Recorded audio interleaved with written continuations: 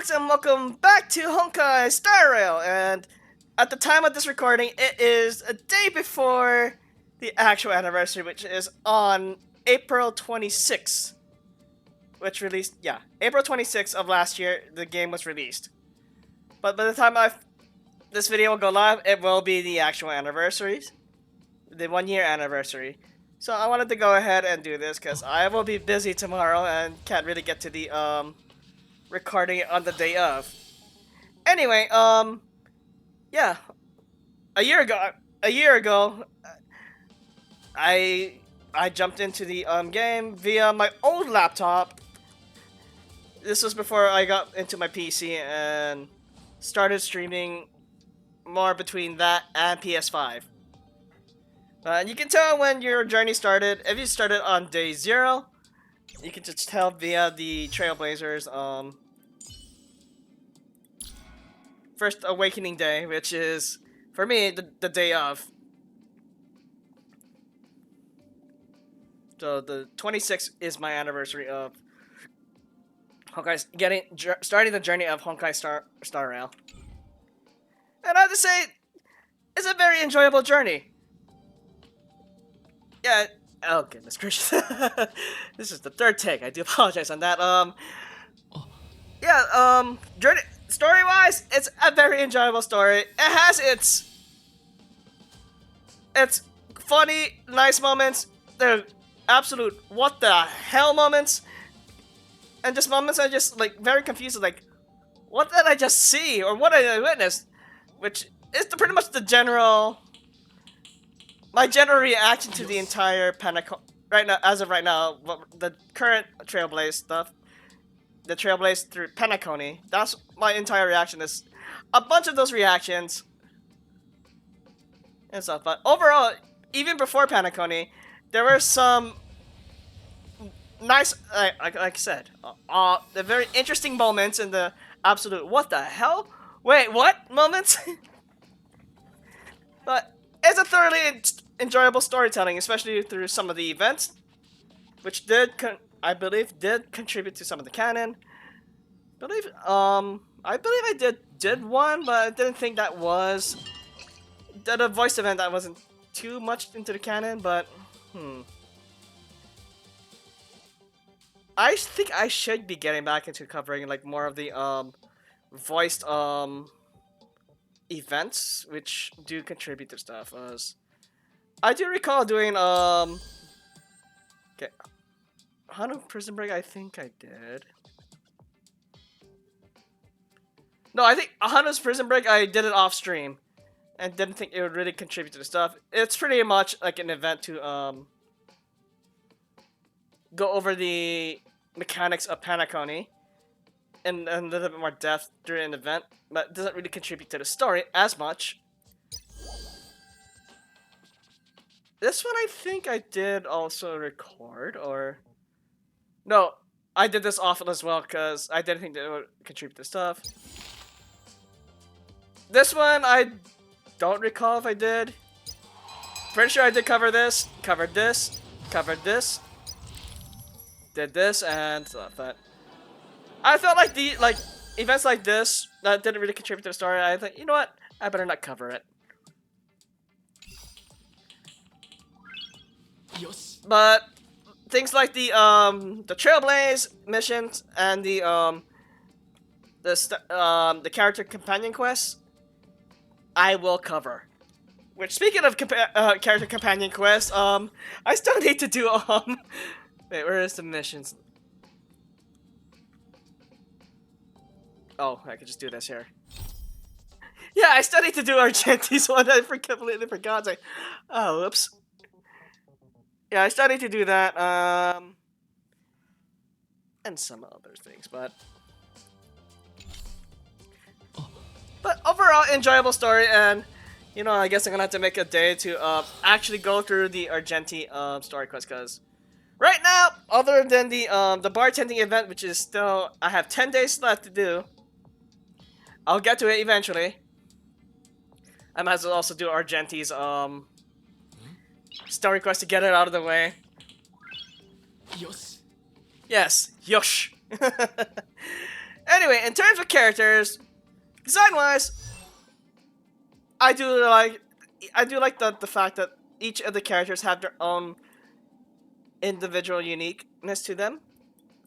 Yeah, they all have the different model designs, which I appreciate. Like, especially if you want to build character development via, especially through the story. It's a breath of fresh air. Does not see like the same model design on a different person. I mean, they're all unique in their own way too. Especially with future characters coming up, like Firefly and Sam, things get a little bit more interesting. It's like, oh wow, so it's not just human characters, but you just get a good variety. And especially in terms of design, it's all unique. And I like that. Yeah, and as I'm going through the stuff, you're just even looking at all the stuff, especially for the DPSs, I try my very best to try and get the best crit rate, crit damage, and as much attack as I can within A stuff. I think Acheron was my best of my crit rate, crit damage. This one was just mainly for DOT. Very good support. Yeah, this one was just, I don't know if I was just like, you know what? I actually liked it. I mean, a lot of people before the 2.1 quest didn't like adventuring. But after the quest, I had a lot of more respect for him. I said, you know what? Okay. I told myself I was gonna save for the eventual release of Firefly and Sam and Robin. And I said, you know what is one pull gonna do? And next thing you know, he shows up in 110 pull. I was like, goodness gracious, why? But yeah, that's the story with adventuring here. And this was okay, because like at one point, like I said, there. Okay, I can just go through all the characters and stuff as I go through. As I'm going to continue what I was about to say. At the start of the game, I did say I'm gonna try my best to do collecting all the characters as much as I can throughout the game's life, which I am currently doing at the moment. But I did miss out on 2 characters, and you will see. I'll show you in a bit who I'm missing. I could just say, wait, I'm going through the list, and you're gonna say, wait, who are you missing? If you're missing, you almost got them all. I can tell you straight up, I am definitely missing Argenti and Sparkle.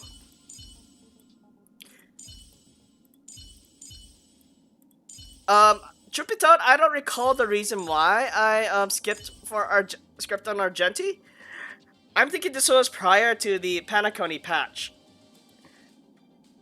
Sorry, give me a second. There we go. Yeah, I think I skipped him because prior to the Panaconi patch, and I saw Black Swan was available for the first banner release of 2.0. I was like, you know what?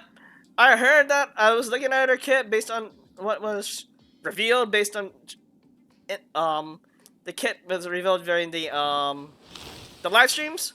There we go. That's the word. It's like, oh wow, that sounds pretty good. So you know what? I mean, and it's the Nihility too, and based on the number of Nihility characters as of right now. Let's see, where is it? Databank. Nihility is stacked already.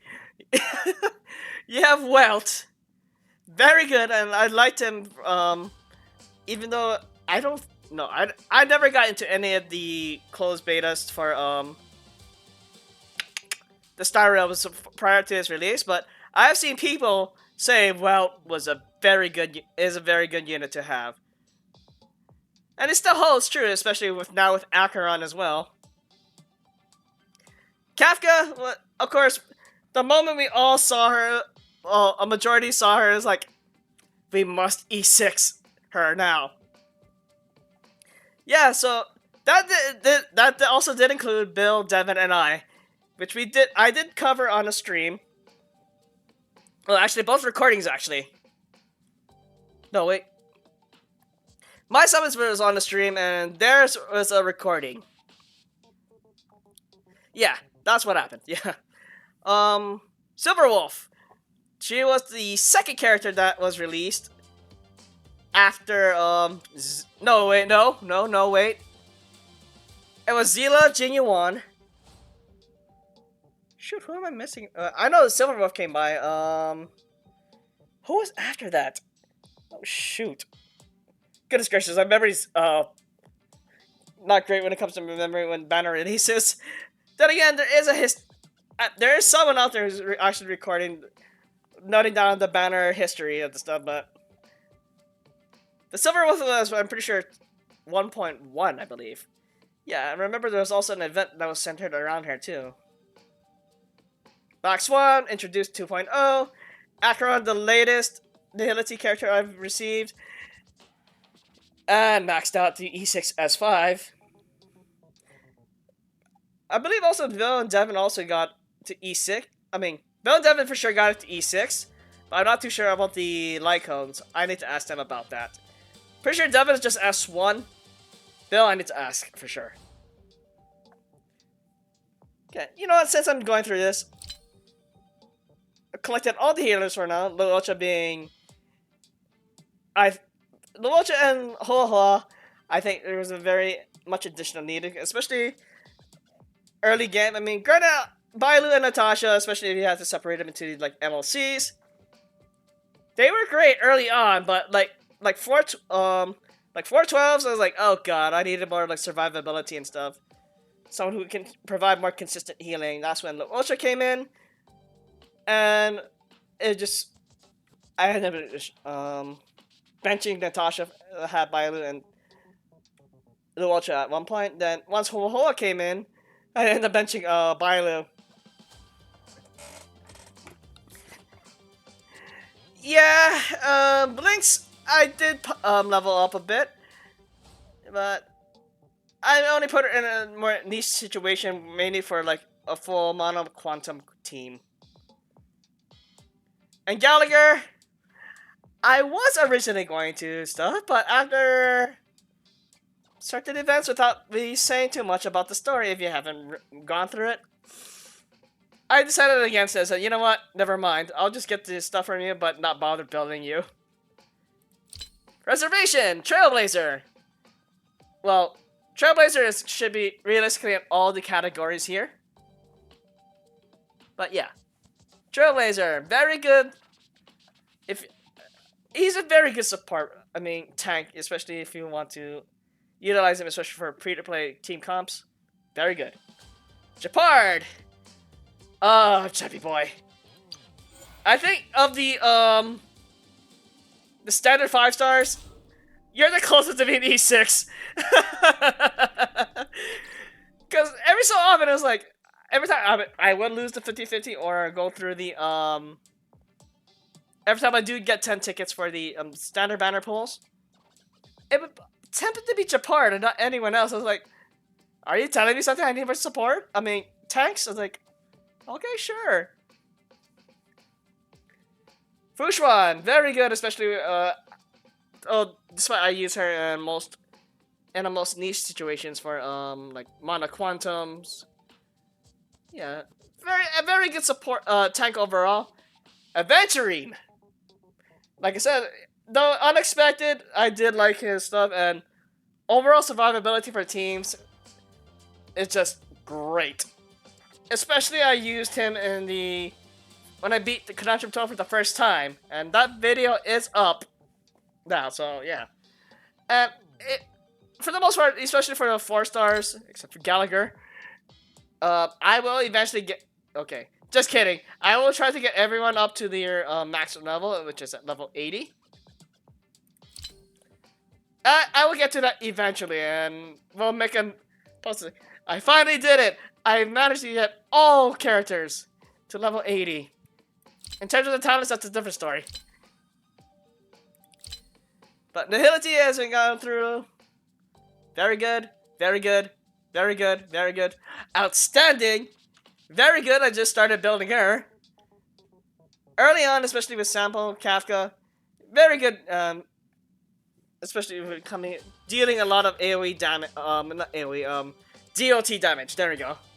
Luca, I mean, I started to, I need to find more situations to use Luca. Glenknifen, I especially used a lot, especially in full DOT teams with Kafka and Sample. Yeah. For harmonies, as you can tell, I'm missing Sparkle. I skipped her banner. Bronya! Wait, what did I have you at? Oh, E3. Yeah, very good support. Actually, she was actually the first 5-star I actually ended up getting. Well, I was trying to summon for Zila. I got her early on. I was like, oh, please tell me I actually got Zila early. Nope, I lost to 50-50 and got Bronya. I was like, you know, I'm not mad. I'm actually really happy because I wanted her for stuff. And this is like I said, early on and stuff, and before with the 5-star selector. If you did X amount of summons to get the choose whoever you want. If I didn't get Bronya within the 300, I was like, okay, I'll choose her. If I didn't get Well within the 300, I will get him. I'm trying to think, who did I get? Anyway, Bronya, very good support, advance forward, crit damage, and attack buffs. Very good. When Ruan Mei came in, it was like, oh my god. It changed the entire ideas of how I would form teams. Typically, I would before Ruan Mei, I would just have one DPS and a lot like the support, and a what was it? A sustainer. There we go. To keep the team alive and hyper buff the DPS character. When Ruan Mei was introduced, a lot of people, myself included, decided to make more damage, Ruan Mei, which is the support, and a sustain unit. With Jinglia especially, it made Kafka Blade, it made, yeah. A lot of the teams that normally want one stuff, but 2 damage dealers do a lot more. And it's still skill point positive. Very good pull, and it was worth an investment. And E1 especially, like that. I also tried to stop at E2 for just having her on the field. And it's an increase to 40% of the attack. So with weakness break. So even more damage. Nope. Game. Oh, escape. There we go. Asta, I heard she is very good, utilizing a lot of advanced forward teams and DOTs occasionally, but I never really got to build that. Ting Yun! Oh boy, yikes, yeah. I mean, very good support. I was happy that, yeah, she was retrieved early on, and, if you especially know the story, I think she's still fine. I think she's still fine. Without me elaborating more on what happened. If you don't know what I mean happened, just go through the story or watch the entire Lawfu arc and you'll see what happens. I hope she's okay. That's all I'm gonna have to say.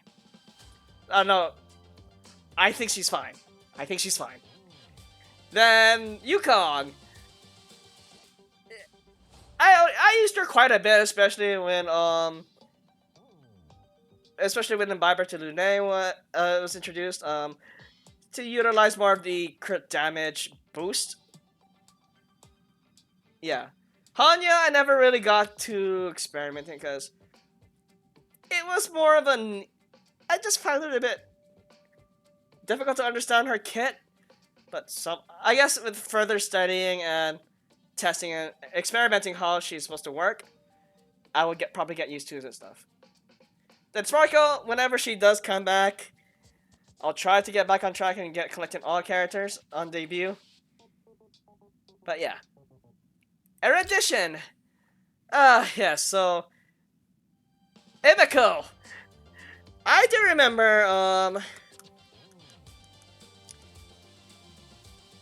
I think she was the one I actually.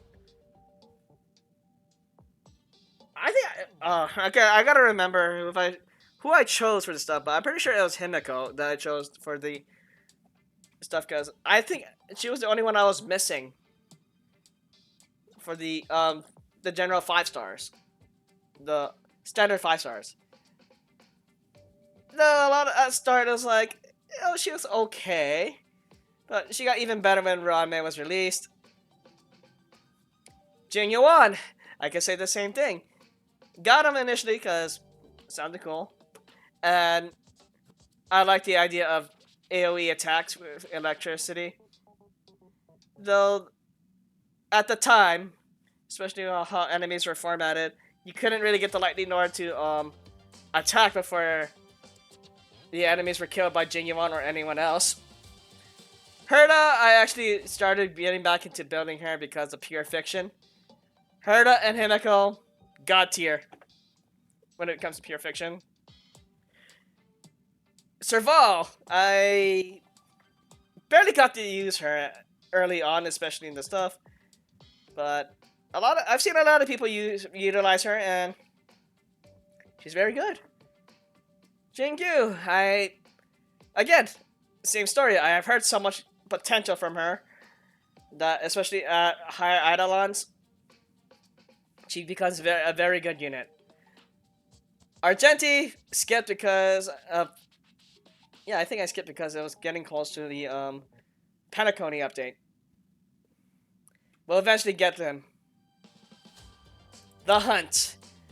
And yes, the very first limited 5-star, Zila.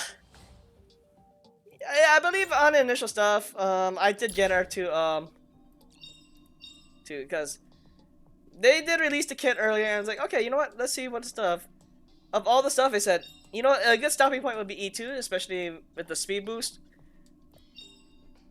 Yeah, and plus, like that. More damage dealing for a single target damage. A lot of the early videos of Star Rail would feature Zila. Topaz and Numbi. Yeah, I remember this one. This was after I came back from vacation. Come home, literally the day of I came back home from vacation. I said, you know what? It's been a while, and I need to cover the Ethereum Wars event, which I want to say the Pokemon battle related event. Yeah, it was the Pokemon battle related event. I remember first 10 pull, I was like, oh my god, I got her! Next, you know, I go to the Lycone. I think I did record it. I was like 3 pulls in. I was like, oh shoot, I actually got double. Well, I need to review the video, but I did get two of her signature Lycones. I was like, wait, what? Okay, that's cool. What do I need to say this about him? Yeah. I want to say, yes, despite he's good,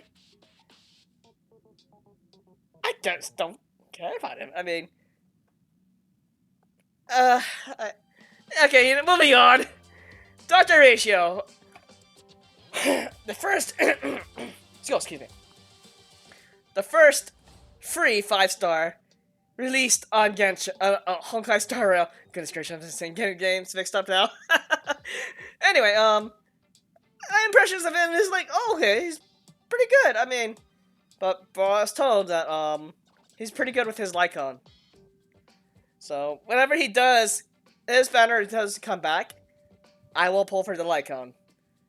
But I'm satisfied with where he is at right now.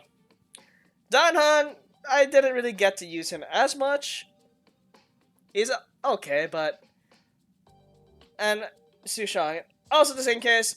I barely got to use her early on, but both have good potentials in team building.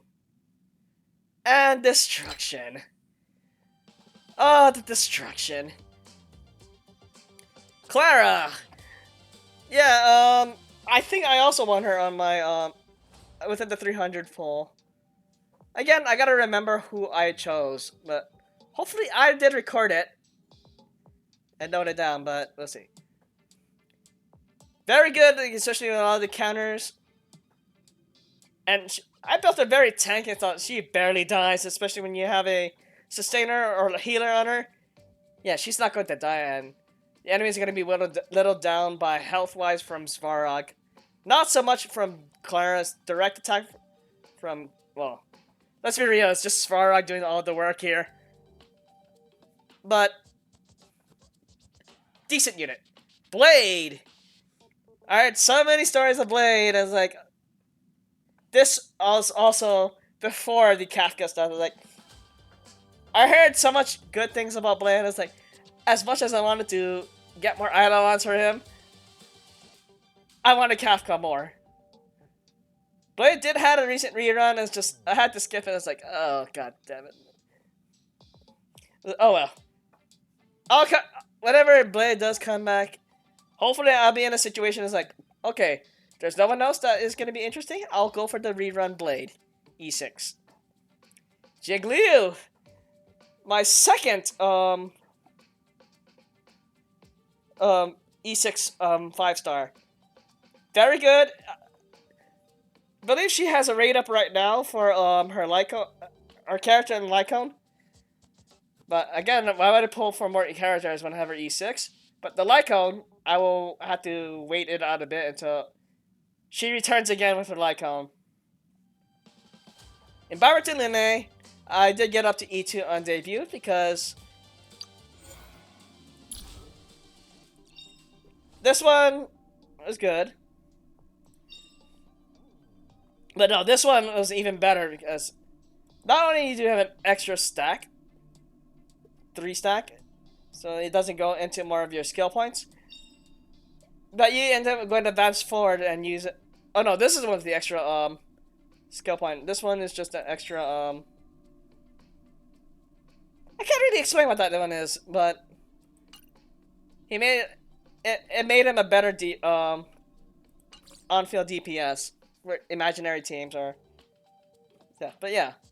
Arlen I never got to use early on. Neither was Hook. Shuei I never got to use. And Nisha. Again, all characters, especially for the 4 stars, at some point I will try to get them all to level 80. Talents-wise, it's gonna be a different story. Because that is a lot of money and materials to grind, but I mean, I can say the same thing for getting the level up, the books to get the books and the level up materials to get them to level 80 is also the same thing, but not as bad because you don't have to go through all the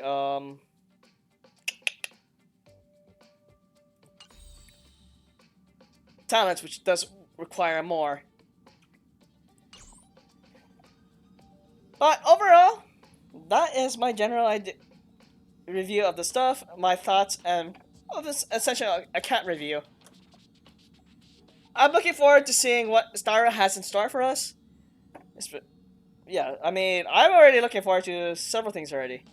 One of them being actually Firefly and Sam, which was drip marketed early on for 2.3. So after Boot and Robin, it's gonna be Firefly and Sam with Jade as the second character to be introduced in the character lineup for 2.3's patch. Yeah. But definitely Firefly and Sam is going to be E6 S5 for me. And we're going to make it a race between Devin, Bill, and I. And we're going to try something. Hopefully we can get all 3 of our perspectives in one screen. That way I can just record it all at once. But other than that, like I said, I'm looking... Honkai Star Rail, happy anniversary! And I'm looking forward to seeing what is in store in terms of the story and what future content is going to keep us excited and willing to stay in the game. Alright, other than that, thank you for tuning in. Please leave a like, and may this journey lead us starward.